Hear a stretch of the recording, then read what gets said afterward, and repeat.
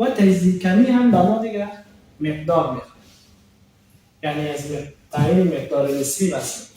پس چند فیصد است از ایولی تشکیل است. از این گونه که میتونی بعضی اصطلاحاتی هست که خیلی مهم است باید فهمیده شود که از اون چی هست؟ از این گونه انالیت است. ببینید شما انالیت هست. انالیت از این گونه چی هست؟ انالیت ماده یا ترکیبی که در یک نمونه مورد اندازه‌گیری قرار می‌گیرد. درست است؟